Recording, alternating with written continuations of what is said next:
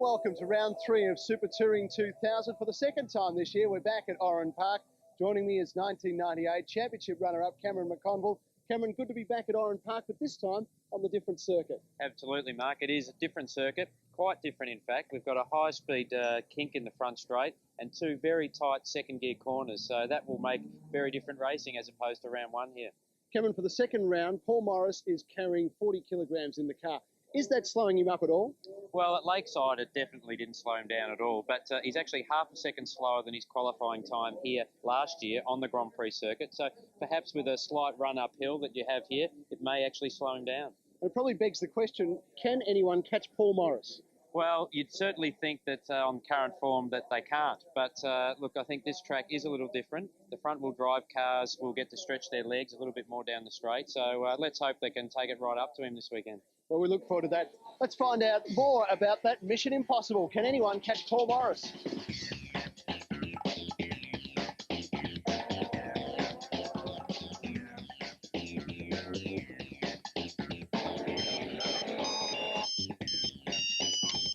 Paul Morris, championship leader.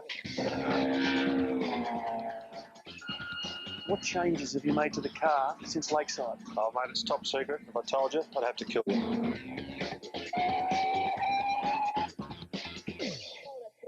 Super Touring Championship leader Paul Morris may see round 3 of the series this weekend at Oran Park as a little bit of Mission Impossible for his fellow competitors.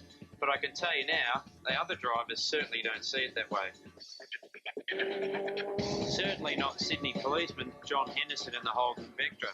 Hendo has taken the challenge right up to Paul Morris this year in the BMW. In fact, he's actually led a race or two. He now knows how to get the Vectra into the front position. This weekend he wants to stay there. My mission is to definitely beat Paul Morris this weekend. I think we can do it. We're the closest we've been with new improvements, new brakes. The diff's much better. It's been rebuilt and we're picking up a couple of tenths there. So I think this weekend we're looking good. Last time at Oran Park, Peter Hills was on top of the podium for the first time, only to have his points removed before the end of the day. At Lakeside, the frustrations continued with mechanical gremlins, but now he's back at Oran Park, ready to jump back on top of the podium again. Can you beat Morris? He's beatable. He is beatable, but if you have to be there to put the pressure on him to beat him. But Hills isn't the only one with Morris in his sights. There's former go-kart champ Ellender and the flying vet Jim Cornish. Now they want to be concentrating on the main game, beating Morris. Last time around at Lakeside, they became involved in a scrap of their own. Cornish looks a break, and I think there may have been some contact. Ellender might have just given him a little tap in the rear bumper. They're going absolutely hammer and tong. You can see the brake lock up there. I mean, it was very close racing. There was a lot of bashing and pushing of it. I mean, that's racing, and it was really good to have a rear vision full and a front windscreen full at the same time. Oh, that was great fun. I know I loved mixing it with people, and everyone was keen to get into it. And a bit of panel, that doesn't matter too much. The racing was terrific. So look, go straight down the inside, and he's gone through. It's our home circuit. It's not Paul Morris's home circuit, so he doesn't have the advantage on us there. We've got an extra race under our belt, so hopefully it'll be quicker and a bit more competitive. Yeah, I think Oran Park, just like Alan said, being our home circuit, we're much more competitive here. There's a lot more corners, so we can use lap traffic and better places to get around people here than there are at Lakeside. Lakeside was a good race for everybody, especially the Tri-Nave and Nissan. We could have moved to the front of that group. I was just waiting my turn, but unfortunately, as soon as I decided to go, the car broke, and that was the end of it. But this time we've fixed the car up. We should be right miles in front of those guys. In the thick of the cutthroat action of Lakeside Raceway just a few weeks ago, everybody was chasing this car, the Leatherman Alfa Romeo of David Auger. You see, that was the very first time David had actually led a Super Touring race, and that's a feeling that he could certainly get used to. David Auger's doing a great job leading his first ever Super Touring race out in front there. Oh yeah, that was a great feeling. We were very excited leading a race for the first time in Super Touring. We want to do it again, and here at Oran Park, it's a circuit that suits our car really well, so hopefully we can do the same again. David Auger in the Alfa is in this championship right up to his Yokohamas. Who would have thought that after 2 rounds he'd lie second outright in the championship? But Cam, that also makes him a target. You see, he's leading the Independence Cup, which means he in turn has been hotly pursued by a field that includes Ellender in his Ford Mondeo. The power steering hasn't been working as it should be, and I've really been fighting against losing battle, but now I've sorted that out, so hopefully things will happen.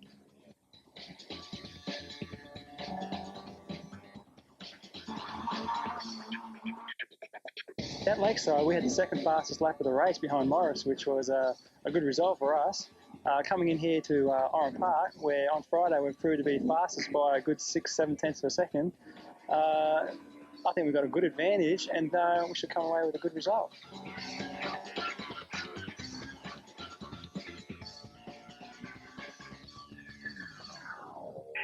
Mission impossible? Well, anything can happen. There are 46 laps over the 2 races here at Oran Park's Grand Prix circuit. Let's see how it all unfolds as we check in on qualifying with Michael Maher. Mark, as you can see, it was pretty sunny for qualifying, but there'd been some rain overnight, which meant the track was a little green. There was a little bit of dirt, a little bit of mud on the track. Some of the drivers found it pretty hard keeping rubber on bitumen. Led by Michael Downard in the BMW 318i, drivers were on the skids. Jim Cornish was learning a new manoeuvre in the Honda Accord. The Falcon of West Australian Kerry Wade was doubling as a plough. And perhaps the most spectacular, the pirouettes of James Brock and Tim Shaw. Compared to these, the spin of New Zealander Dwayne Bewley was just average. He was driving the TC Motorsports Peugeot 406 in place of Anil Tony Newman. Considering a 2-year absence from the championship, Bewley wasn't expecting the front row of the grid. Third row in both races was pleasing for a car plagued with engine problems for the first 2 rounds. But it sounds like you might get better and better as this race meeting progresses. Definitely. I'm getting more and more confidence in the car because I didn't have any confidence when I first went out there. But each time we go out, the car's feeling better. We're making a few changes and I'm feeling more confident. So I would expect we'll be doing quicker times than what we were in qualifying. And I would expect the other guys to probably maybe drop off a bit too. So should bring us up close to it. With qualifying 1 determining the grid for race 1 and the second qualifier the grid for race 2, consistency was the name of the game. Returning after their first round debut with the Super Tourers here at Oran Park, the V8 Future Tourers roared back into action. The eventful Kristen de Gostin, his arch opponent Tim Shaw, and Jason Domachet, who was marginally fastest of the V8s and closest on the 5th line of the grid. But the Super Tourers led the way. David Auger's Leatherman Alfa Romeo posting times that landed him 6th and 7th start positions. Perhaps the biggest surprise was Jamie Miller's Phoenix Motorsport Toyota Camry. 7th fastest in first qualifying, the New South Welshman registered 1 minute 12.89 seconds for a best ever third on the grid for race 2. Jamie, where has the improvement come from? I think a little bit from the engine, suspension, and just getting used to the car. What about the driver? He's third on the grid. Thank you. Meanwhile, Peter Hills, behind the wheel of the Ford Mondeo, was feeling happy at qualifying third in race 1, just ahead of Signature Security Systems teammate Ellender. Come the second qualifying session, the Sydney teenager had reversed the order. After front uprights failed him at Lakeside, John Henderson's improvements since, new uprights, brakes and reconditioned diff, seemed to be working. The Sydney Cranes and Transport Vectra was second quickest in 1 minute 12.77 seconds. John, you're happy to be there second on the grid, considering you've had all the work done on the car? Yes, very happy. All the work's paid off and it shows in qualifying. So we're where we want to be and not too far away from Paul. While Luke Searle was missing from qualifying and will start from the back of the grid, his times in practice would have seen him on the second or third row, while the luckless Jim Cornish finds himself on the back with Searle for race 1 after breaching rules in the pits. But there's no doubting who they'll all be chasing. Again carrying the maximum ballast of 40 kilos for his last start win, Paul Morris aboard the Mount Cotton Estate Winery 320i BMW again grabbed pole in both races. His fastest time, 1 minute 12.22, half a second clear of Henderson. I'm really looking forward to it. Hendo's improved his car again, as he said, and made some more adjustments and finding more speed out of his car. And we're pretty well maxed out with a BMW and carrying the 40 kilos. So it's going to be a tough fight.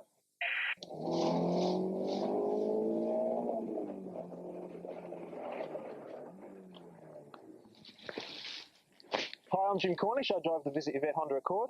I'm just off to get changed into my race suit for race 1 of the Super Tourer, so don't go away. There's going to be a lot of action after the break.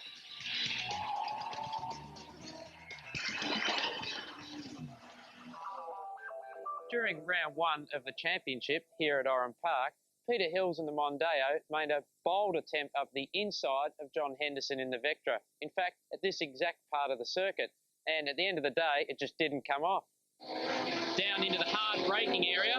You have to look down the inside underneath. Oh! Oh, gee. Contact. And Henderson is facing the wrong way. Now, that will be very interesting to look at the replay. It was certainly a last-minute decision. So what is protocol then for a clean passing manoeuvre? Well, you may have heard the terminology, the driver's been turned around or he's been hit off the road. Generally, that happens when the overtaking car only gets to this part of the vehicle, the C-pillar or rear quarter panel. But if you want to make an effective passing manoeuvre, you really need to get alongside the B-pillar here, or the middle of the car, because that's the reference point that series director Peter Wallerman would use to determine who really has right-of-way for the corner. But as a driver, you know if you're passing another car, if you get right alongside this particular part, the A-pillar, you definitely have right-of-way for the corner. But now it's time to jump on board the Hyundai of Paul Leadbeater for a flying lap of the Oran Park Grand Prix circuit. This is a flying lap of Oran Park Long Circuit, Grand Prix circuit with Paul Leadbeater in the Redline Motorsports, Borkham Hills Removals, Hyundai Lantra. We're getting as close to the wall as we can there. First, second, third, fourth, fifth, sixth. Here we go in 6th gear to the kink. Hit that kink, be very careful. It's a bit rough there. Right back to 2nd gear. Squeeze on the power here. You need a good fast run out of this corner. Ride that ripple slip just a little bit. 3rd gear, right up onto the rev limiter. Slow down very slowly here. Again, you need a good smooth run out of here in 2nd gear.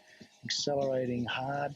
You actually don't get out of 2nd gear here. Just dab the brakes and hard back on the gas again. Up for the run over the bridge. You grab 3rd gear, very quickly grab 4th gear. The car is very, very exciting here to drive. It slides out completely there, right out to the edge of the road. Still in 4th gear here, dab the brakes, just squeeze over there. We're going to jump right over this ripple strip here, and then back out here. We grab 3rd very, very quickly, over that ripple strip again, and here we go up for the run to the dog leg. 4th, 5th, and the dog leg here is extremely exciting. Up and over, there we go. Down hard in the thing, back to 2nd gear again, round onto the straight, and that's a flying lap of the Grand Prix circuit at Oran Park in Sydney. One of the big differences between the Grand Prix circuit and the South Circuit here at Oran Park, where we're held round 1, is the first corner. Today it's around about 200 metres further on. When the cars go through there, they'll be doing 160, 170 kilometres an hour in 5th and 6th gear. Then it becomes interesting. We come to corner 2. There's not much room. It's very tight. Most of the cars will go through there in single file. Now, with 19 off the grid today, it's going to be a real traffic jam. So all set on the grid, plenty of action. The crowd's enjoying being amongst the cars and the drivers. Jim Cornish signing away there madly. And a great atmosphere here. Tremendous carnival atmosphere, Cam, isn't it? Great for the kids and the families to come along and get up close and personal with motorsport. Well, that's the whole idea of the grid walk, Mark, and that's what Super Touring's all about in the year 2000. Time to clear the grid now. Down to action. Let's have a look at how they'll line up. Paul Morris, no surprise, pole position. Alongside him, John Henderson. And expect a tremendous duel from those two during the day. Peter Hill sits in 3rd. That Ellender will start from 4th on the grid. The two Mondeos side by side. Then we go back to Dwayne Bewley and David Auger there in the Alfa Romeo. Did a great job at Lakeside in Brisbane.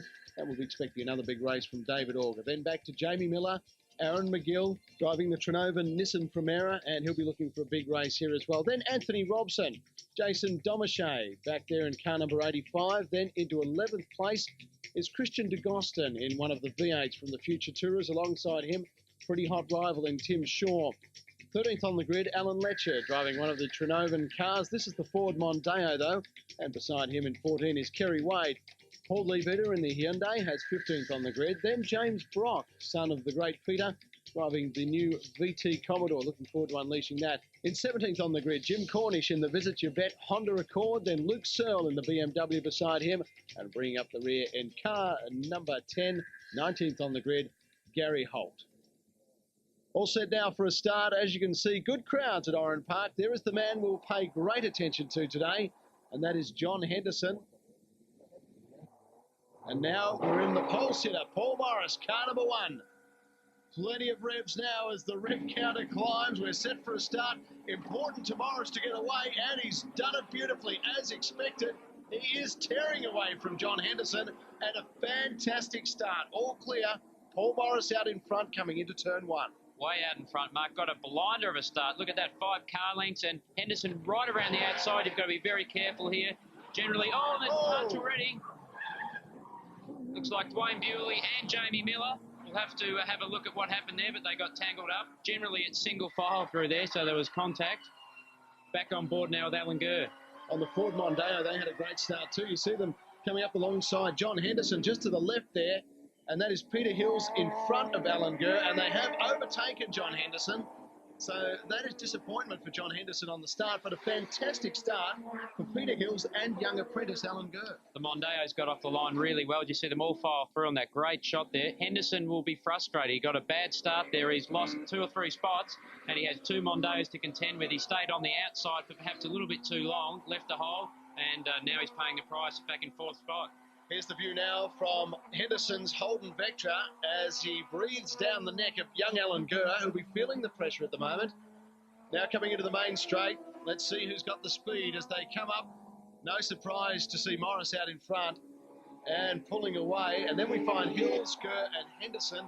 And sitting back in there is David Auger, who had a fantastic round at Lakeside. Henderson's made his move on young Gurr and he's got underneath him.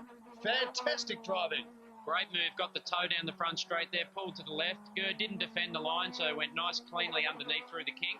We see the yellow flags waving, and whoa, Bewley stuck there in the middle of the road, so that may bring out the safety car. But at the moment, Morris leads, and Hills is closed right up onto the back of the BMW. And Henderson darting and weaving, looking for a way through as well. He's certainly putting the pressure on Peter Hills at the moment, and Alan Gurr back there is doing a great job. Not giving an inch to Henderson, he's staying right on his bumper at the moment. And David Auger holding back there too, just waiting to see what develops in front of him, those 4 cars ahead. There's our leader though, Paul Morris, and Peter Hills has moved up right on his tail at the moment, so the 4 are in fact, the top 5, very tightly together. Well, this will work in David Auger's favour, as we see on board Peter Hills now at the back of the Mondeo over the fastest part of the circuit, the dog leg there. Defends the line, you see move to the inside, so he doesn't want to show a gap. Yellow flags waving. And we believe that, yes, there's SC, the board there on the right, saying safety car. So the safety car will come out this time around. So they'll regroup. Morris from Hills, then Henderson and Gurr as they reset. Oh, and that is a very messy situation there.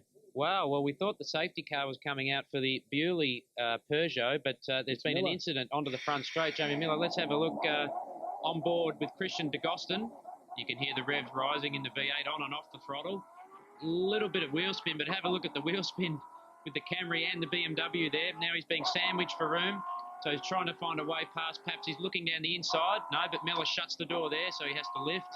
A little bit of hesitation. Miller goes in, and look, Miller gets sideways and totally loses it there by himself. Maybe slight contact first with Bewley, but Bewley came off second best. So let's see it from Bewley's point of view now inside the car number 13. Away he goes. There go the Mondeos. There goes David Auger flying past too. So this is the view for Dwayne Bewley. This is his debut race of the season as he comes into this first turn at Oran Park. And not bad so far, Cam. No, not bad, but he had a slight touch there first. So he did actually touch the back of Damachet in the VS Commodore, but then innocently got turned around by Miller, who I think lost it due to perhaps cold rear Yokohamas there in the first turn.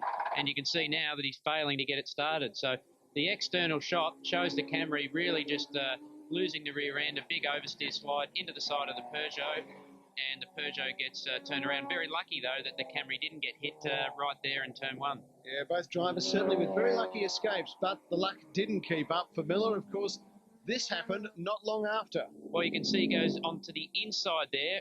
Lead beater leaves enough room, but then Miller just lets it drift and really squeezes both Brock and the Hyundai. Then it bounces drastically up the road, so I'd say it's had that right rear suspension failure after the car got into that contact with the Hyundai. So, you know, very big damage for really not a huge amount of contact. So perhaps something fatigued and broken there on the car. Well, there goes Bewley being towed off in Tony Newman's Peugeot, and Miller is causing all sorts of headaches for race officials, trying to work out how to get that Toyota Camry out of the way, less its rear wheel. Very, very difficult, actually. Usually these cars have tow hooks front and rear, but it's hard when there's one wheel less to move it. So here's the top five behind the pace car at the moment. Paul Morris, Peter Hills, John Henderson, Alan Gurr and David Auger. This is probably the best category I've been in, obviously with competitiveness and what have you, but we're sort of in the middle. That's the problem. The quick guys get away and the slow guys are way behind, so I'm racing myself a lot of the time, which is a bit of a pain, but anyway, you get that. We've just found out the last two meetings there, the power steering hasn't been working as it should be, and I've really been fighting against losing battle, but now I've sorted that out, so hopefully things will happen. Get up to speed with what's happening in Super Touring 2000 at the official website, www.toca.com.au. Driver profiles, race results, race previews, it is all there. You'll find it at the official Super Touring 2000 website, www.toca.com.au. Welcome back to Super Touring 2000, Round 3, Race 1 from Oran Park in Sydney. And this is Dwayne Bewley, who was in all sorts of trouble in Race 1 early on.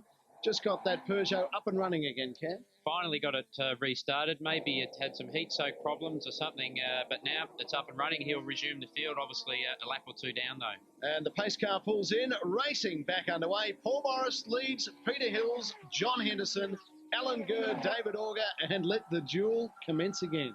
Well, look at the rear wing moving around there. It shows just how much air is going onto that rear wing, particularly high speed at the end of the straight. You can see it settles a bit now. And John Henderson is still hounding the back of the Mondeo. Really needs to find a way past if he's to stay with Paul Morris. Well, interesting contest. Henderson right there. He really is looking for the opportunity. And behind him you see Alan Gurr and David Auger in the yellow Alfa Romeo. And they are going to stay right with it, with Paul Morris all the way through here, looking for an opportunity to get in front. And you just have to think, Cam, I guess that John Henderson, he's very excited about the way he's got the Vector at the moment, and he'll be looking to grab one of these races. Absolutely, Mark. No doubt about that. He really needs to have a race win, get in front of Paul Morris and hold him behind. They've rebuilt the diff on this Holden Vectra, so the car is putting its power down better. Obviously, it's a front-wheel drive car, so that diff is very critical, and it's working quite well this weekend. And you can't discount Peter Hill's disappointment. Didn't get started at Lakeside with problems there with the Mondeo. He's here now sitting in second, and he'll want to get a win. He certainly will. He won't make it easy for Hendo to go by. We know they had an incident at round 1 here at Oran Park at that corner we just went through onto the front straight. So they're old sparring partners. And look at the V6 Mondeo. It really stretches its legs down the front straight. And you can see Henderson closes up right under brakes. Can't make a way through on the outside there. He may have a look on the inside into the next corner. Under the Yokohama Bridge they go. But the power of the Mondeo does stretch its legs. Paul Morris still comfortably out in front. But the pack is breathing down on him. He can't afford a slip at this stage. He's got Peter Hills hanging in there. John Henderson, Alan Gurr and David Auger. Look at Hills really violently moved to the inside line. He's not so much blocking, but he's certainly not showing any inside gap to Henderson. Well, Jamie Miller had that unfortunate run with the Toyota Camry earlier that saw his rear wheel snap off. It's with Michael Marr now. James, it looked like you were very lucky not to roll there. Can you talk us through it? What happened? Yeah, well, probably from the start, we got away okay. It's, at the first corner, we got turned around, so we were off from nearly the rear of the field. And we come down under Paul Lebeater and James Brock.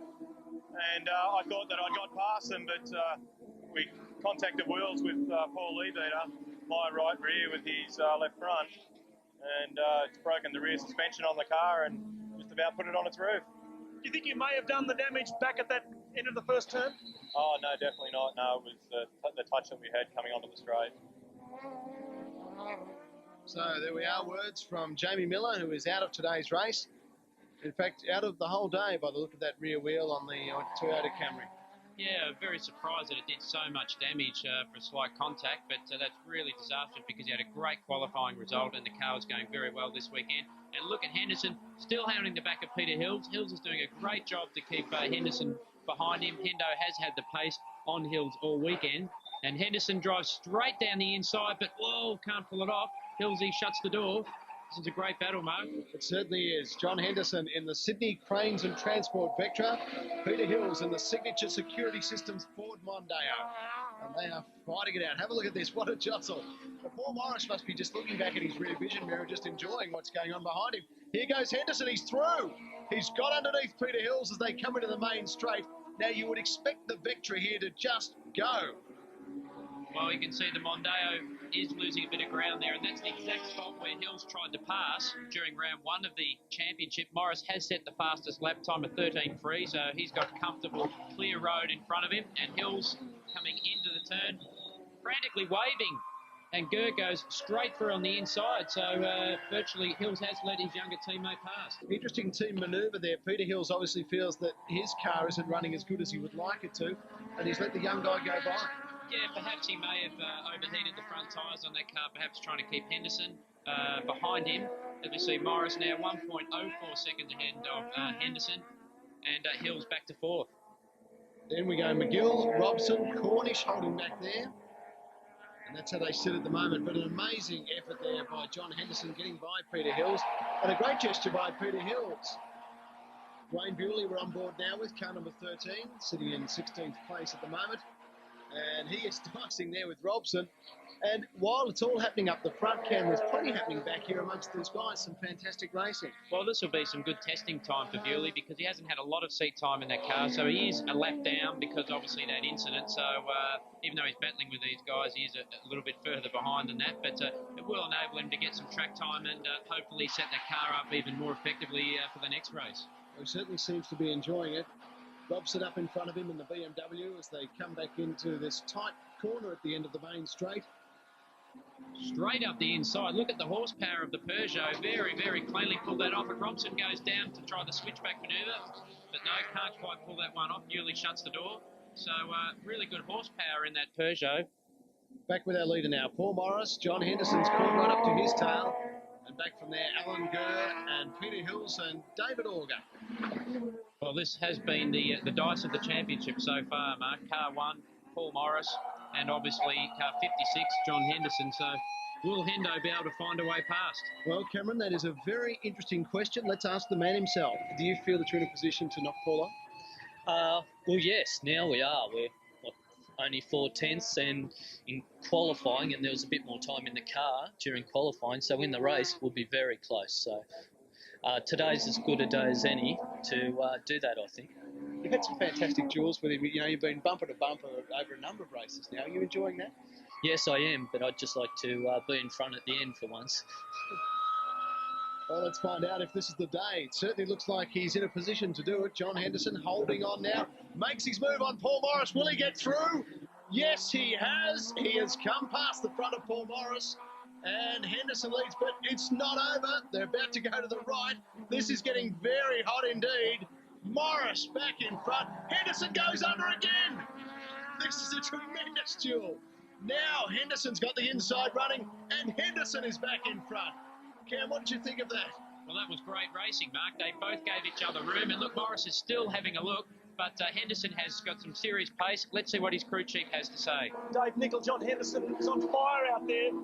Under brakes, he seems to have Morris. Well, we've done a bit of work on the brakings. John's still coming to grips with what they're going to be like during a race pace. We haven't really gone this far for the first time, but he seems like he's okay, but it's a long race. A baptism of fire for the new braking system, and John Henderson and Paul Morris is going to test it here. Have a look at Morris. He is playing a psychological game out there with John Henderson. But the Sydney Sider, the policeman, will be very used to this sort of thing. Certainly will. It's his home circuit here at Oran Park. The 40 kilos in the BMW that Paul carries as his penalty for winning, obviously, all 3 rounds. Very, very interesting. Did lose a little bit of ground down the front straight. but the BMW is very strong under brake, so it should be a match for the Vectra. So Henderson leads Morris, and they have pulled pretty much clear of the rest of the field at this stage. Remember earlier on there was that tight tussle between the top 5. That has now thinned out to this. John Henderson leading Paul Morris. And young Ellender is running third. He is starting to close. I can just see him in the shot there. So it'll be interesting to see if these guys dicing does slow them down and enable Gurr to latch on and make it a 3-car dice for the lead. Well, John Henderson under brakes is looking like he's really got it mastered. You heard the crew chief say earlier, these new brakes is the new system, but he's certainly taken it on board beautifully at the moment, John Henderson, and Paul Morris is right on his tail, looking for an opportunity to get back in front. Morris will not want to break his unbeaten run. No, and he goes right down the inside. Henderson went to turn in, certainly has. Henderson didn't cover the line when he decided to. I think it was a little bit too late, so what he has to do is maybe try and drive a little more defensively there, but certainly gave Paul enough room once he went down the inside. Well, Morris now is trying to get away from John Henderson in the Sydney Cranes and Transport Holden Vectra. But Henderson, once again, is proving a difficult man to shake. It's been like this now a number of times through this series. These two are really on great pace together. They're very, very tight in their racing together. And John Henderson, well, is just so close to knocking off Paul Morris and breaking that unbeaten run. Surely if anyone in this series is going to do it, it's going to be John Henderson. Well, it has to be, Mark, but I've got to say, it looks like the Vectra is understeering a little bit. It seems a little bit slow on turn into the corner, and he tends to lose a car length as he turns into each of the tight corners. So perhaps just struggling with the balance of the car a little bit. And Paul's car looks very settled at the moment, using its tyres very well. It is a long race, 28 laps around this long circuit here, the Grand Prix circuit, is a long way to go on these tyres. So another thrilling duel between our two leaders in the Super Tourers, but back in the Future Tourers, it's all happening here. Well, we look at Damachet having his debut. Whoa, he's sideways under the bridge. A big moment. Looks like he's still trying to hang on to it. The car's lurching around, and that will enable DeGostin to come up the inside, which he does. And gives him a little bit of a helping hand there, I think, off the road. Obviously, young Jason there in the green VS was having a bit of a moment. Christian went to go up the inside and maybe take advantage of it. There was contact, and now he's lost some massive ground on the two leading Future Tourers. Well, they might have something to say to each other after the race. I would assume so. Let's have a look on the replay here. Now, we're actually on board with Christian DeGostin as they come. You can see the car is sideways. Now, he's pretty much settled it at this point. DeGostin goes down the inside. Bang. There's contact. And across the grass, I'd have to say that he probably wasn't quite up enough on the inside. He tried to get out of it, but at the end of the day, the onus is on. There's the external shot. The onus is always on the overtaking driver to execute the pass. A lot of tyre noise. And I'm sure race director Peter Wallerman will have a close look at that after the race. Well, he did a good job to recover, Cameron, and I guess to control it so well too. He did too. Didn't actually get into the sand trap. But look at this dice here. Morris and Henderson.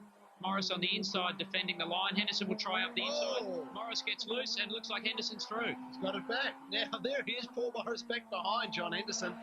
And that was a very interesting would you almost call it a flaw for Paul Morris? You don't see that very often. No, well, he was very tight going into the corner, but he maybe got on the power too early. The car ran wide, got oversteer in the rear-wheel drive car, and Henderson was through up the inside. So a nice switchback manoeuvre by John Henderson. Now he has to drive defensively and keep Morris behind. Well, Paul Morris, who's really been on rails all this season, very, very rare that you see him make even a slight glitch, which he made then. But when John Henderson is so competitive, a slight glitch will just let him through, and it's done that. It certainly has. Henderson leads from Morris, Gurr, Auger and Hill. So David Auger has found a way past Peter Hills as well. Plenty of spectacular racing coming your way. We'll have more from Oran Park after this. Well, it's a challenge. The adrenaline rush from driving, I suppose, varies from track to track. There's some corners when you really get enjoyment out of it, but most of the time you're concentrating on what the race strategy is and playing the game by the plan that we set up in the first place. 2 litre for most of the people in it has been very successful. There's not a lot of categories out there you can get the coverage that you get with 2 litre Super Touring, and it is extremely competitive.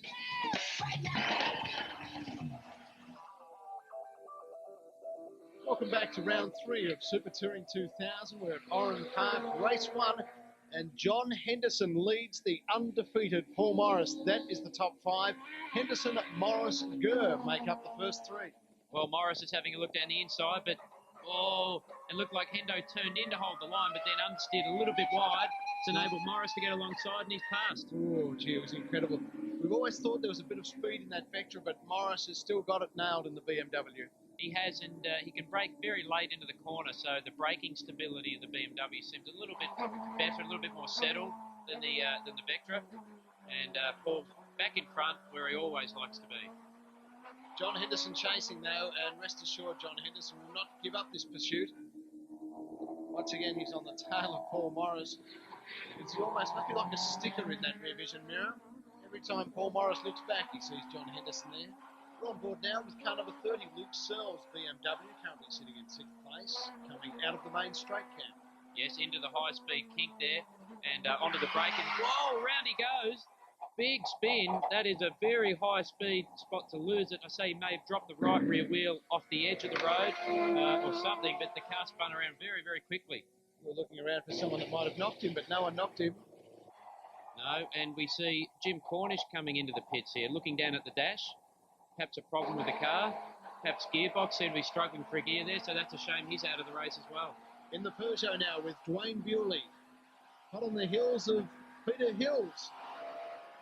And flies past him.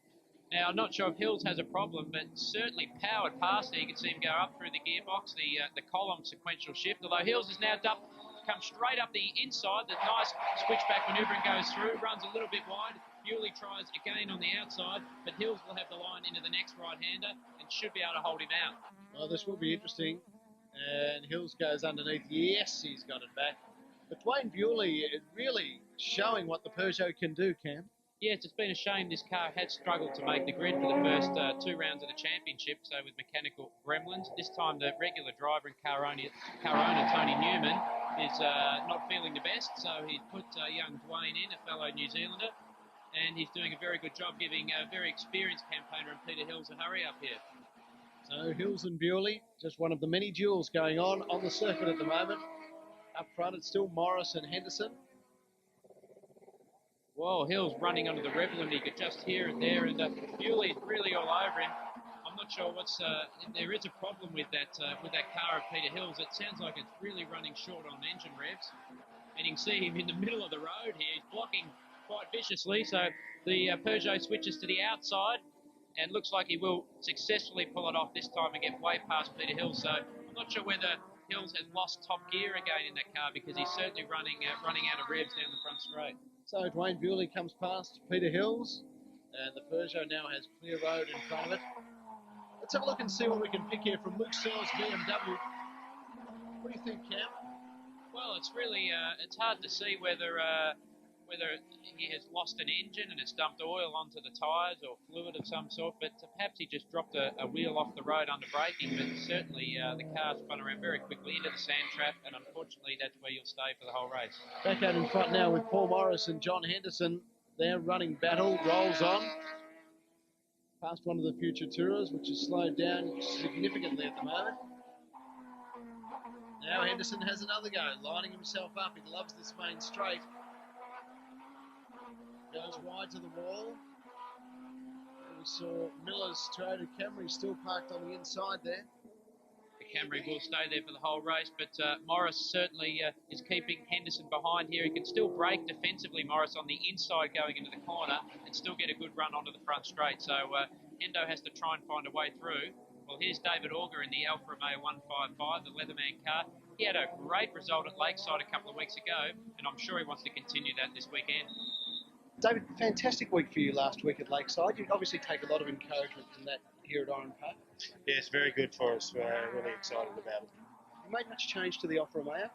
No, not much. We did change the setup a little bit from Lakeside because it was, a different circuit. It's got to be a bit different, and we sorted it out on Friday, so we're fairly happy. Big question here is, can anyone beat Paul Morris? Do you feel that given the right conditions you can get past him? Well, we're probably too far back on the grid, but John Henderson will give him a run. And Dwayne Bewley and the Peugeot will probably give him a run too. So David Auger there, very happy with where he is, leading the Independence Cup at the moment. and going great guns. Would like to be up closer to the action today, but he did have a great week, as Cam said, at Lakeside last week. And with one more race to come after this, you can be sure we haven't seen the last of David Auger's exciting day today. Well, Henderson had a good look, Mark, along the inside there of Morris, but he backed out of it, so he thought that there may have been contact. He did hit the brakes quite hard, so Morris stays in the lead, and Henderson is still seems quite strong in certain parts of the circuit. Morris tends to draw away a little bit over here over the dog leg, so his car a little bit more settled in the high-speed part of the circuit, and also seems very strong under brakes. Henderson closes a little bit that time, but still not close enough to make a pass. Tight racing, Henderson and Morris as they come up the main straight once again. Paul Morris just seems to have the measure. This is the last lap, so if Henderson is going to make his move, this has got to be it. Well, he catches a little bit under braking into the kink there. Still not quite close enough. Morris holds the inside line, and Paul's very, very good at keeping a car behind.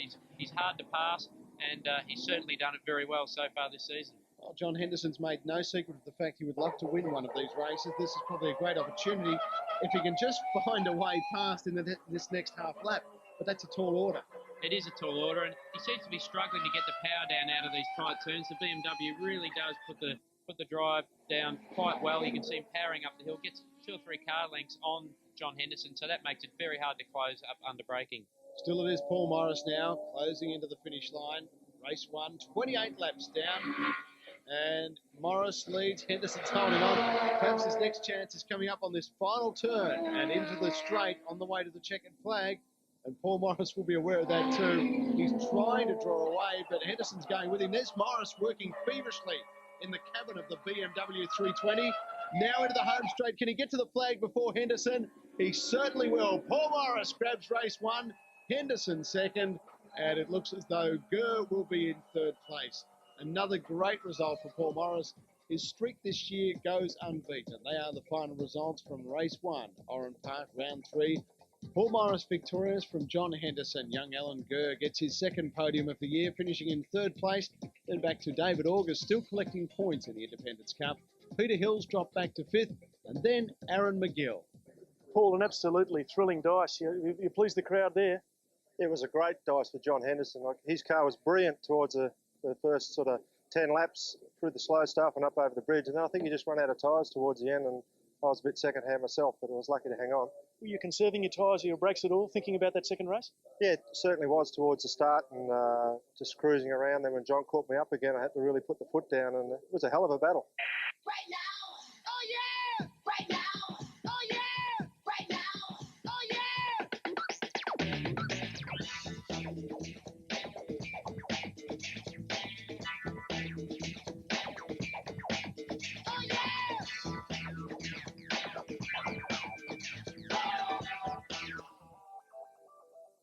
Commodore Cup time, race 2, and this is how they'll line up. Waters, Emery, Mullen, Holdsworth, DeGoston, Gittis, Pearce, Parker, Walker, and Papendale. So that is the grid for race 2. The Commodore Cup, always plenty of action, and they are set for a start on the grid now. A little bit of drizzle, which will make the Commodore Cup very interesting. Cameras, away they go! A lot of wheel spin off the line, Mark. It'll be very greasy now. They only have one tyre to choose from, though, so it's not as if they'll come in for wets. 3 abreast into the first kick, side by side. Cam, there's just danger written all over this as the Commodores lurch through the first turn. Looks like Parker kicked up a bit of dust there, but settles back into number 2 spot. And they snake their way under the Yokohama Bridge for the first time. They do, and Mullen holds the inside here. And certainly in this category, you cannot leave an inch. And DeGoston there in 3rd place. David Gittis in 4th in the fellow Strathfield car. So he's a little bit further up the order this weekend than he has been in the previous rounds. Hot competition here in the Commodore Cup. They are nose to tail as they once again go up over the bridge. Oh, a little bit of wheel lock up. Well, you've got to brake on an angle there, as you can see across the top of the bridge to get a good line off it. So a little bit of trail braking there. Very easy to grab an inside front wheel or slightly lock that inside wheel. So things hotting up in the Commodore Cup as they start to spread out a little bit now. A couple of brakes emerging up the front. Leaders going away. Mullen has got a nice lead actually at the moment. So, whoa, there's Emery, a little bit out of shape there in the yellow Commodore as they file onto the front straight. Whoa, side by side, very close to the concrete wall. And that is Greg Waters out there in car number 14, who did get close to reshaping that concrete wall a little bit. But he's recovered very nicely and is now on his way up the main straight. And on the pursuit of our leader, another brake lock-up. What's brake smoke everywhere? Yeah, and that was actually our leader. So Fonzie Mullen there out in front got a nice gap, about 4 car lengths. DeGoston just hanging on in 3rd spot, and David Giddis slightly dropping away off the front bunch back there in 4th spot still. Greg Waters coming through. Hot little competition in the Commodore Cup. Always tight racing. And it really opens up the future for a lot of drivers here, Cam, to move on to other classes. Well, they're absolutely right. I mean, it's a great experience because the racing is so close. So Christian DeGoston obviously competes in the Future Tourers. Matthew Coleman, who drove for Audi in the Super Touring Championship, came from Commodore Cup. So it is a great stepping stone. And as you can see, a great way to get your racing hours up and get some experience too. It's some pretty tight competition. And they're not, well, as we see Pierce, they have a big lock-up. They're not very easy cars to drive. They do move around a lot, so it is great grounding for any other tin top or touring car racing that the drivers plan to do. And you see Pierce hold the inside line down there. Emery on the outside, perhaps a little bit too wide, but he may get a good run onto the front straight now, being able to use a little bit more road. And he does. He's now on the inside. They'll go side by side down the front straight, but we know he'll have the inside line for the kick at the end here. Can he pull it off?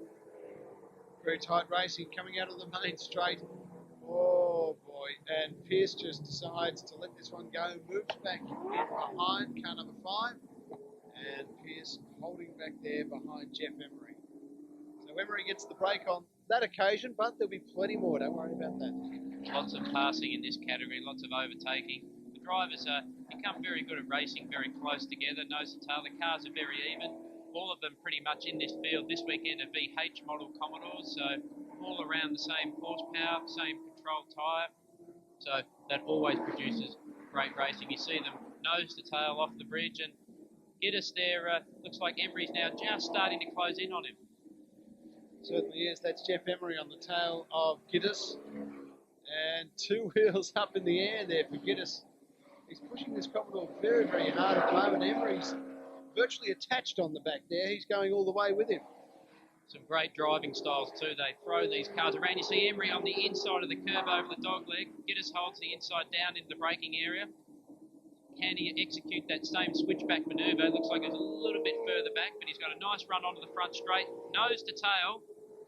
Certainly no shortage of horsepower, even though they are very close in horsepower. Certainly that car of Emery's is very strong down the front straight here. Well, Emery now making his move. He has kicked along very nicely and he's got in front of Giddis. So Emery going in great shape at the moment. Certainly has his eye on that front group if he can make it through.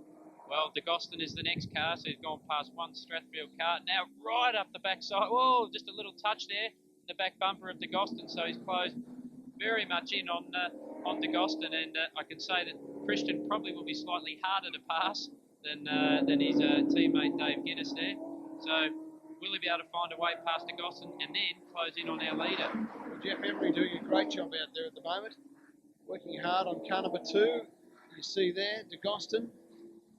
And a great little contest. And of course, there are 3 cars behind Jeff Emery too, just waiting for a chance to get by if that presents itself. And we've seen in earlier Commodore Cup races that it can end in tears. Whoa, Emery uses the road and some, but still has a look back on DeGoston. So straight across the curve, I can tell you that he may have to watch he doesn't get a warning from the race director for going over the curbs and bringing dirt onto the circuit, because a driver can be penalised for that if he continues to curb hop. So we'll just have to see, but he's certainly driving very, very aggressively, and looks like it is starting to drizzle here too. Yeah, that's going to make it all that more interesting, isn't it? The Commodore's on the track with a bit of water as well. And here goes Emery. He's got DeGoston. Oh, he's gone very wide. He's in a lot of trouble. Whoa. How did he control that? Well, he's given it back up again, but gee, you can't take points away for not having a go. I tell you what, he really tried there and still maintained the same position. So big move from Emery right around the outside of the kink there is certainly a brave move. But Mullins comfortably out in front, and Waters now probably 2 seconds or so behind. So these two have had a clear road in front of them while the others have scrapped out for that final spot on the podium. Well, it certainly has been a thriller, no doubt about it. Maybe not quite up in the front here where these two have run away, but back in the battle for 3rd, 4th and 5th, it has been a beauty. And there you see a little bit of rain falling certainly not causing too much concern. Back down the line there, there's DeGoston, still fighting it out with Emery, who made that courageous move early on. Somehow Jeff Emery's got back in front of DeGoston, and DeGoston hits the pits. Well, not exactly sure. We haven't heard from the officials if there's been any penalty handed. We'll have to see if he has a problem or whether there is just a quick stop-go. So he may stop at the end of the pit lane. Looks like it, yes. Stopping him, and away he goes. So a stop-go penalty for Christian DeGoston. I have to assume it was for contact with another car, and perhaps Emery there, but Emery has moved up into third spot. And barring a disaster, this being the last lap, no one is going to catch Fonzie Mullen. He is on a roll at the moment, goes wide to the wall and gets ready to gladly accept the checkered flag. Fonzie Mullen takes the Commodore Cup Race 2. Behind him is Greg Waters. And coming around now, the car number 5 of Jeff Emery. Had a great race he's run to, really deserves a podium finish. So Emery gets into third place. A great result there in the Commodore Cup. This is how they finished officially. Mullen from Waters, Emery, Gittis, Pearce, Marshall, Walker, DeGoston, Walls and Holdsworth. Race 2 of the Commodore Cup at Oran Park. Hey, my guy's got a little green suit on here. You can take the boy out of the cart, but you can't take the cart out of the boy. I think all our co-drivers. I was quite nervous. Teaming with members of the public, the Super Tour drivers were ready to wind back the clock. Courtesy of Conacher and Eastern Creek Karting, 10 eligible drivers from the crowd teamed with the pros over 4 laps of Oran Park South Circuit. With the amateurs steering the first and last laps, the professionals drove 2 and 3. If driving was radical, driver changes were even more interesting.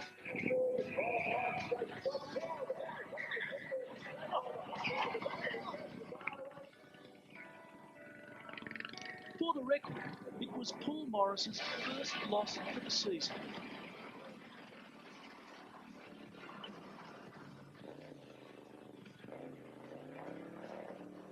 That kart racing didn't leave the drivers burnt out. That was left to the 1,000 horsepower monster ute, affectionately called the Beast. Now you really understand the meaning of passive smoking.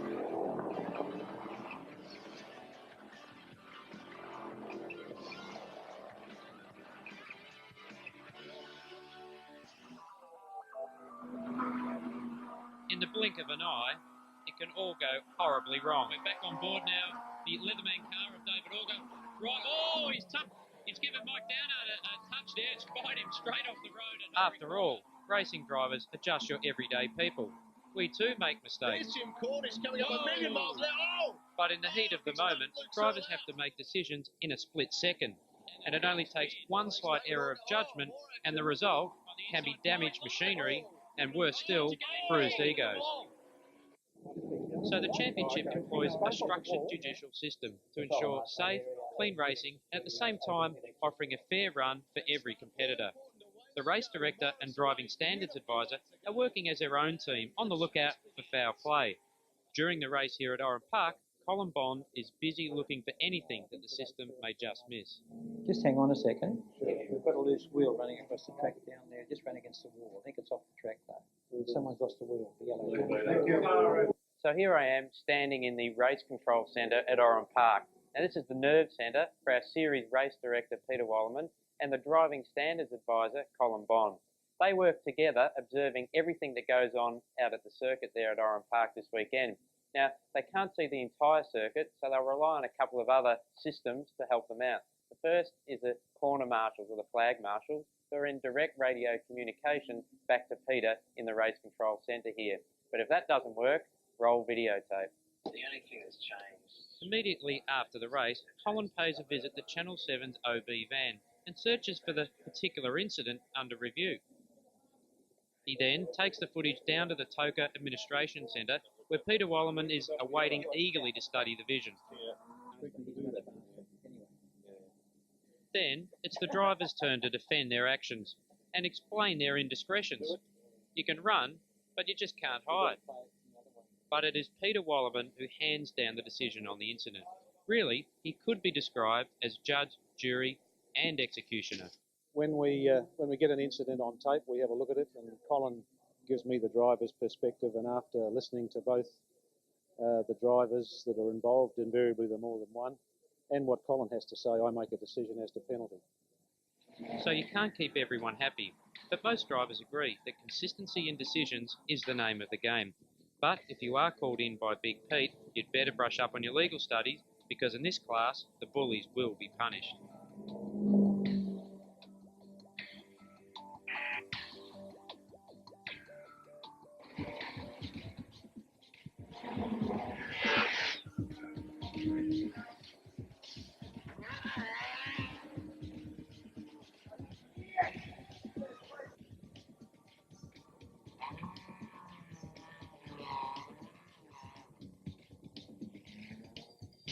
Honda came to Donington for the third and fourth rounds of the British Touring Car Championship, determined to claim their first podium finish for the year.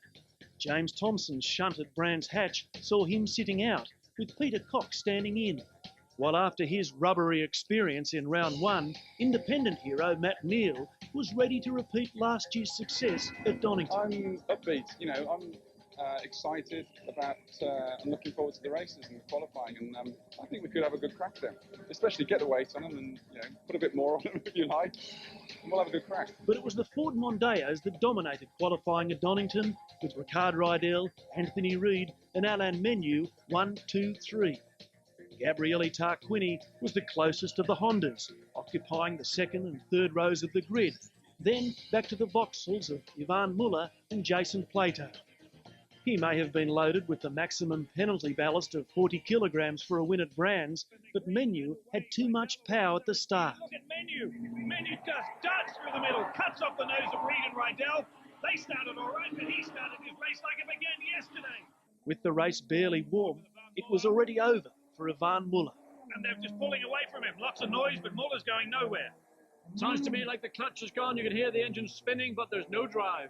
The Fords, Hondas and Vauxhalls stuck closely to their qualifying order, but championship leader Jason Plato was becoming uncomfortably close to the rear of Peter Cox. And he's pushed him off. Cox has been pushed into the infield. Welcome back to touring cars, Peter. Not long after, Plato himself had to deal with Matt Neal. Oh, hello, boys. What's going on there? That's Jason Plato and Matt Neal. While it looked for a while that Menu's 40 kilograms might see Rydell catch him, there was more interest in Neal's attempts to jab his way past Plato and Rademacher. Another one, a left, right, left, and then a punch, and he's off. Oh, Matt Neal has not helped himself. But the start and the finish of round three belonged to Menu, with Rydell and Reid completing a Mondeo trifecta. Plato and Neal hadn't quite settled their argument. You kind of have to understand what really is an opportunity and what is just a potential opportunity. And Matt sees everything as opportunities, and there wasn't really a gap for him, but he had a go, and of course there was contact, and he nearly took the pair of us off. I thought I was quicker than Jason at that point.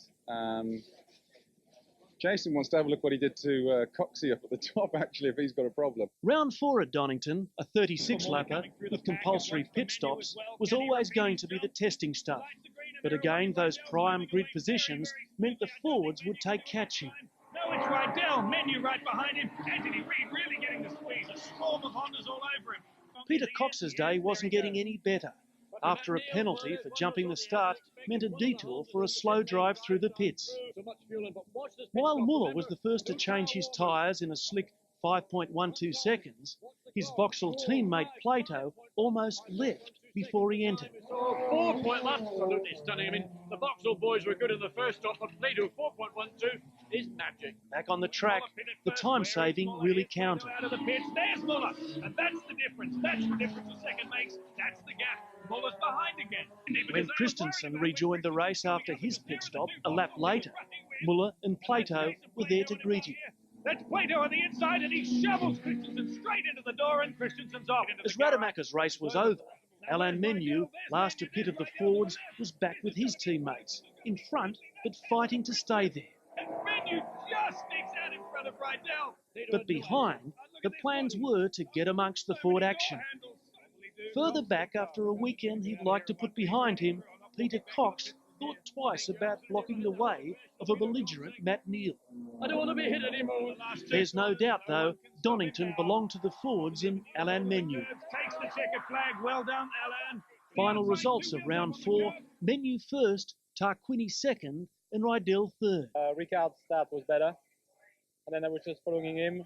Just before the pit stop, I caught him up and slowed me down a little bit as he came into the pit. I mean, I messed up a bit of the chicane, and Tarquini then was right behind, so I had to brake on the inside for Redgate. And 4 rounds into the BTCC Championship, Menu the new leader from the Fords of Rydell and Reed.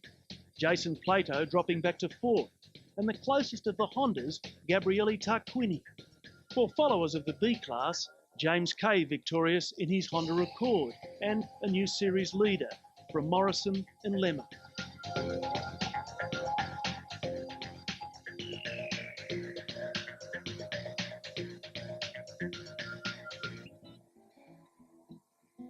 Most drivers will tell you that if you want to succeed on the track, you have to put your heart and soul into it.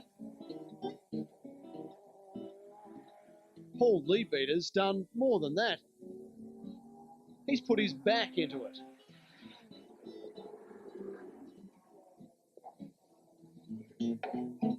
"20 years ago, at 18, Paul went into the removalist trade with the specific aim of one day backing himself into a drive in a racing car. At the racetrack, he was checking out motors, but Paul was also fascinated how the cars got to the track.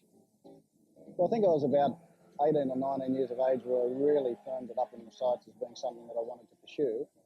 Before that, I've always had an interest in machinery and trucks, and even to the point of years ago as a kid, it's just something that I've loved. I love being around trucks and cars, and I would wander the pits at race meetings, looking at people's transporters and how people did things and the logistics of it all. The first driving experience was aboard a Holden HQ, but then came the major step up to the Super Tourers. With the business that's paying for the adventure written all over the Lantra, Leadbeater is very much on track. The number one goal was to make the car reliable.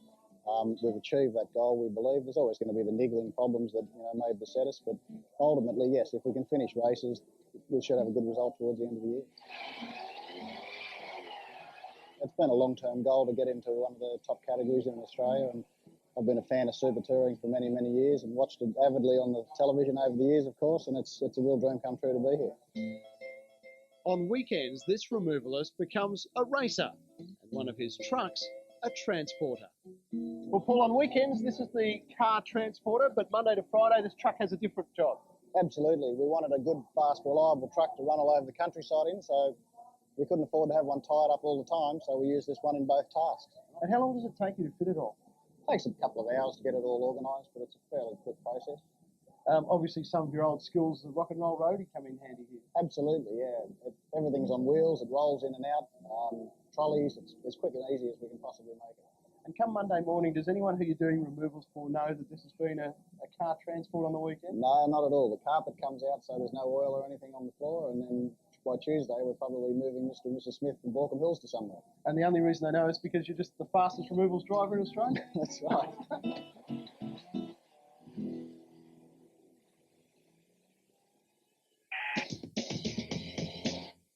On the grid for the second race, and the heavens look threatening. We've had a spot of rain, and we know what water can do to this track.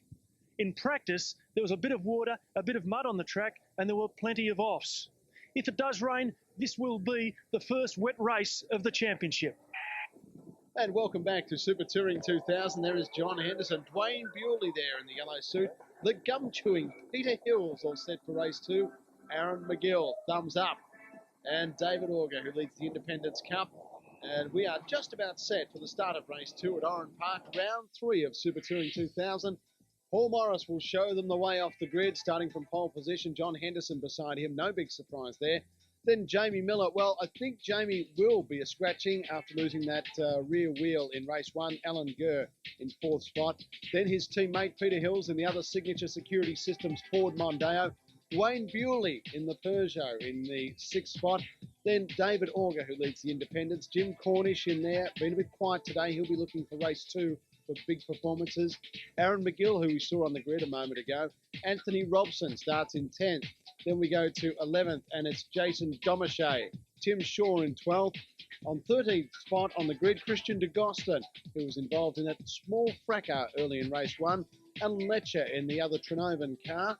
Then Kerry Wade and Paul Leabeater in the Hyundai. 17th off the grid is Jamie Brock in the Bianchi VT Commodore. Then Luke Searle, who got himself into a bit of a spin in race 1. He is back 18th off the grid. And finally back at 19th is the Holden Commodore of Gary Holt. So we are set for a start in race 2 at Oran Park, round 3. Will this be John Henderson's turn to get Paul Morris? We'll find out in a few seconds. You see the hole there where Jamie Miller would have been. He is out of contention. There's Alan Gurr, a lot of eyes on him, but everyone chasing that man, Paul Morris. The view from the Alfa Romeo of David Auger. The rev counter's winding up now. We're away, Oran Park, race 2 of round 3, Super Touring 2000, and Morris streaks away. John Henderson goes with him. Alan Gurr is right in tight there at the back, and a fantastic start. Morris in brilliant shape leads them through. And look at Gurr down the inside there of Henderson, couldn't quite get through. He got a great start in the Mondeo. We go on board now with Wayne Bewley. Up through the sequential gearbox, he's on the outside. He doesn't want to get hung out to dry. They're very easy to be forced wide and lose his position, but he should slot in behind Hills in the Mondeo. Well, tight racing on this opening lap. Race 2 of round 3 at Oran Park. And Paul Morris has the lead from John Henderson. There's David Auger in the Alfa Romeo. He'll be looking for a big performance in race 2. Had a great weekend, as we've said, at Lakeside last round. But here is Henderson trying to find a way past Paul Morris. And you see there the skies in the background. This is very tough weather conditions. The driver's cam have gone out there on slicks, but perhaps we will see the wet weather tyres come in a little later. Well, we could well do, Mark. This is a 23-lap race, so anything could happen. It is threatening to rain, but at the moment they have a completely dry circuit, so they'll have to play that accordingly. Also, keep in contact with the team managers back in the pits. But Morris is resuming his usual position up front. We're now with Peter Hills. You can hear the V6 Mondeo singing away down the front straight. And Hills sits in 4th place at the moment. His teammate Alan Gurr is in front of him. Then forward one more is Henderson and, of course, Morris. Here's the view from Alan Letcher's car. On the rev limiter, a very slow start. Nearly like he still on the rev limiter. And rev limiter again. So he did maybe miss the start slightly there.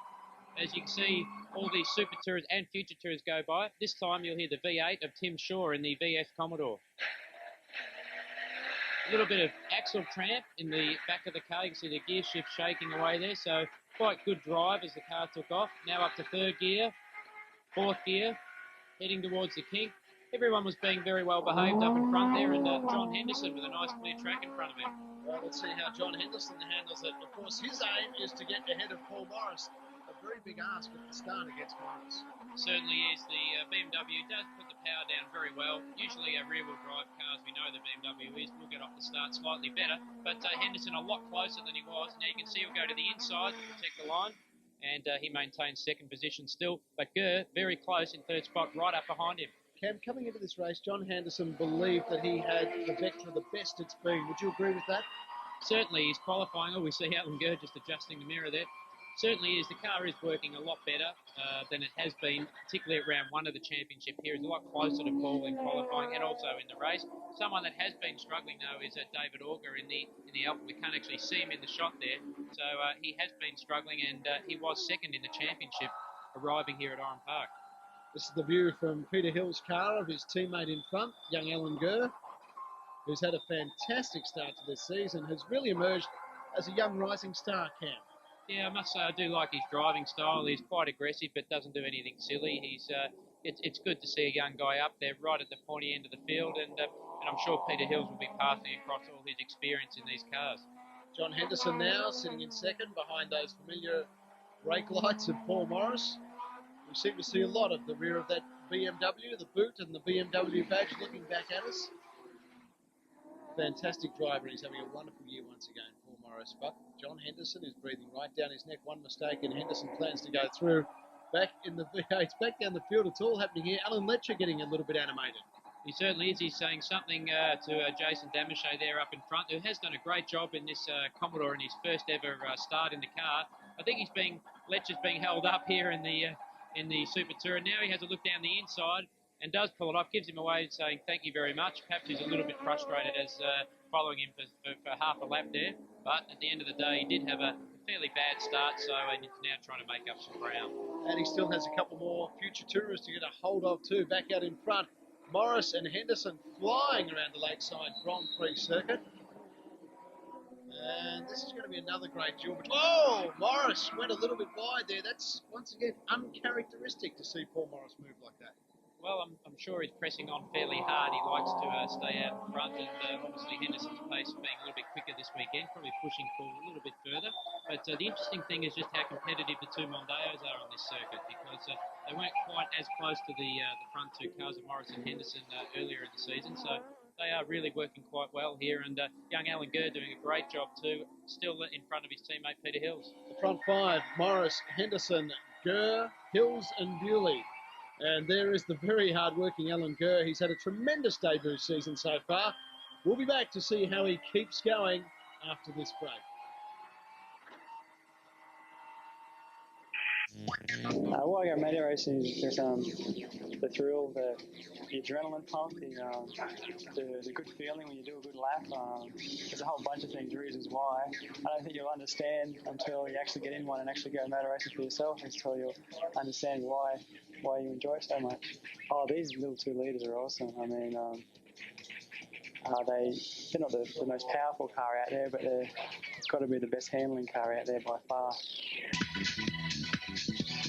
Get up to speed with what's happening in Super Touring 2000 at the official website, www.toca.com.au.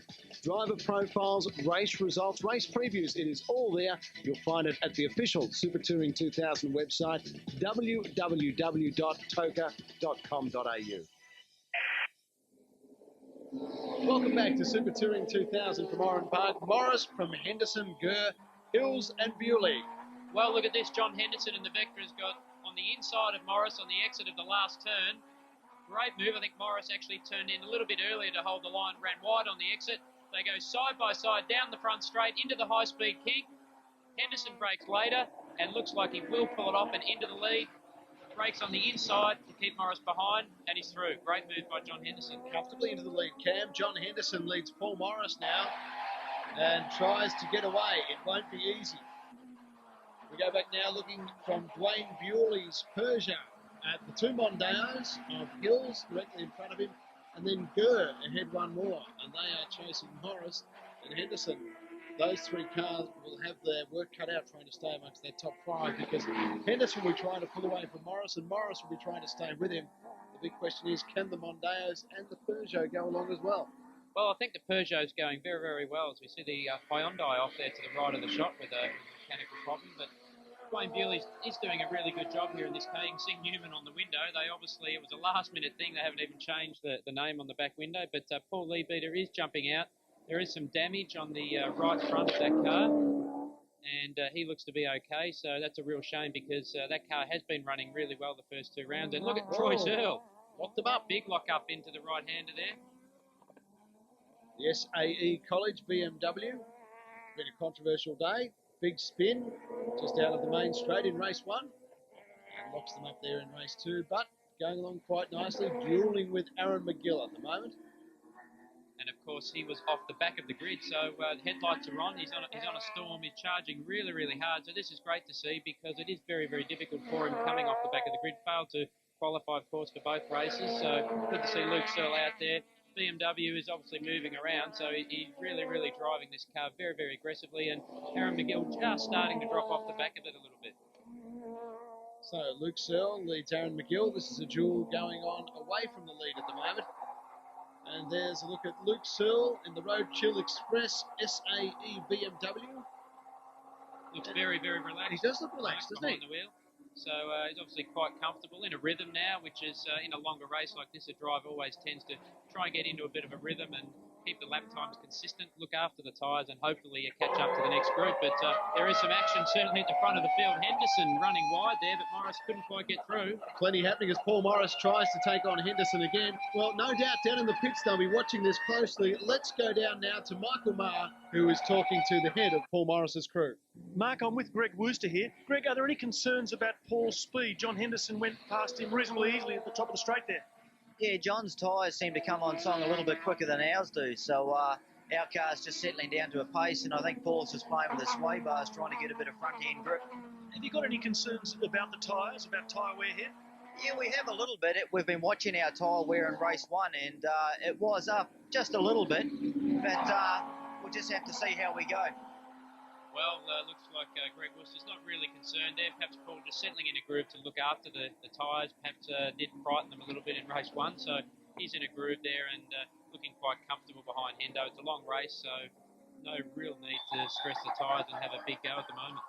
Well, they've certainly given themselves just a little bit of breathing space at the moment. The 2 leaders out in front. Further back, this is Peter Hills in 5th place, and ahead of him in the Peugeot 406 of TC Motorsport is Dwayne Bewley. So they are fighting it out for 4th and 5th at the moment. As you can just see, the 3rd place car up ahead of them. And beyond there, Morris and Henderson. But Hills and Bewley dueling through the Yokohama Bridge. And a magnificent looking car, isn't it? It's been really well put together, Cam, the Peugeot. Fantastic looking car it is. Very striking on the circuit, the 406. And very fast car too, has some pedigree. It's an ex-factory Peugeot from the BTCC. But back at the front, John Henderson still leads away. A little bit of a gap at the moment on Paul Morris. He's done a tremendous job, John Henderson, through this race. And he said today, or sometime soon at least, he would love to win one of these races. He's got to beat Paul Morris, and he's really showing that he's capable of doing it. Up through this main straight, and this is an important stage, Cam, for John Henderson. He just shows across that main straight that the Vectra has got the speed to keep ahead of Morris. Certainly has, and the 40-kilo weight penalty too that Paul Morris is carrying has to come into effect down that long straight here at Oran Park, particularly on the Grand Prix circuit with that extra length in the straight. So Paul does make it up under brakes, as we've said, and the BMW looks very, very well balanced. In the first race, Henderson's car perhaps was suffering from some lack of front grip or understeer, but the car's working nicely, so perhaps they have made some changes in between the 2 races. Henderson from Morris at the moment, that's how they stand. The Sydney Cranes and Transport Holden Vector is doing it in fine style, driven by John Henderson. Here we look back at Aaron McGill, who sits in 8th position. And McGill's got some nice clean track in front of him and plenty of room to move. And he'll be looking to move himself up from 8th up into the top 5. He will, that's where he wants to be in this series. Still coming to grips with this car. Oh, you can see it's nervous through the kick. Oh, he's lost it.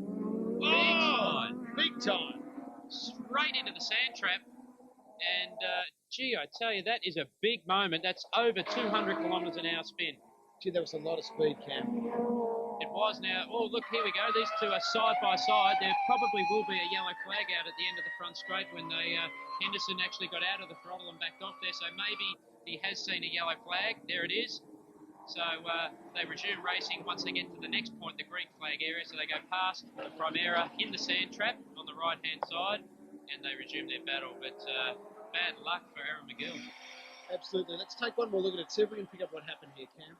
Well, he turns into the high-speed kink. The car gets nervous, hits the curb, full opposite lock. You see he's downshifting gears. He's now looking to the left to see if he's going to hit anything. Wow, I'd say the car just got very nervous as he went into the high-speed kink, perhaps braked into the corner or trail braked and got the back of the car light and around it went. But very, very lucky indeed not to hit anything. Luke Searle in the BMW catching up to David Auger in the Alfa Romeo.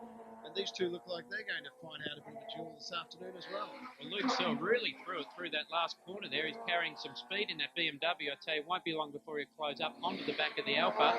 And he's driven very, very well in this race. Very impressive drive off the back of the grid, now challenging Auger. Well, David Auger takes some catching. He leads the Independence Cup. He's having a great season so far. And now he's got Luke Searle on his tail to contest with. This is the battle for the lead. Here's Henderson having another crack at Paul Morris. Is he going to get past? He's giving it a very good shot. But no, once again, the experience of Morris becomes good. And Morris leads from Henderson. Well, you can see Morris is always on the left or the inside going into a corner. That's why he's maintained this lead now. You can see he's left a hole there, but John wasn't quite close enough to capitalise on it. But that's something that perhaps Henderson has to do when he gets in front of Morris. Paul, your domination of the series this year has been fantastic. Do you think today at Oran Park there are many drivers who can give you a bit of a challenge?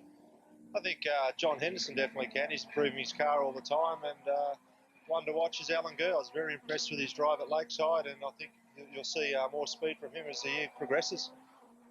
Well, there's a big rap on Ellender from the man who leads the series and is undefeated this year, Paul Morris. So interesting, Cam, that he would have noticed Ellender lurking just behind him in Lakeside's round.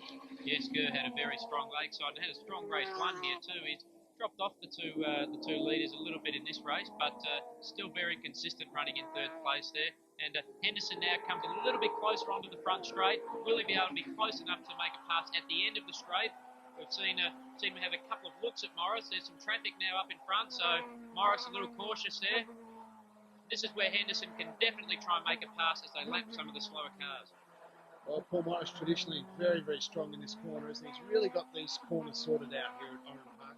Particularly the tight corners, you know, the car does put the power down well. It looks very settled, getting very good drive out of the turns. And we see Luke Searle in the BMW closing right up now onto David Auger. So as we predicted, he has definitely closed the gap.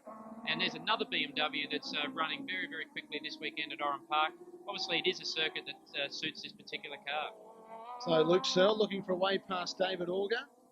Has he found it? It's going to be very, very tight. Someone is going to have to give here as they come up through the Yokohama Bridge once again. Searle, oh, he's so close. Has the BM got the squirt? It has. He's through underneath David Auger. So Auger comes back to 7. Here's our top 5, though. It's Morris, Henderson, Gurr, Bewley, and Hills. Dwayne Bewley has moved up a spot over Peter Hills. Well, the BMW is now on its way out in front, and we'll be back on the other side of this break. Motor racing, I find it's just an unbelievable sport to be involved in. The racing is just something I love, the competition side of it, and driving cars as fast as you possibly can. I'm not a really aggressive person in myself. It's just when I've got the helmet on and out there and there's other cars on the circuit, I mean, we're all out there to do our best, so I'm not going to give in to anyone.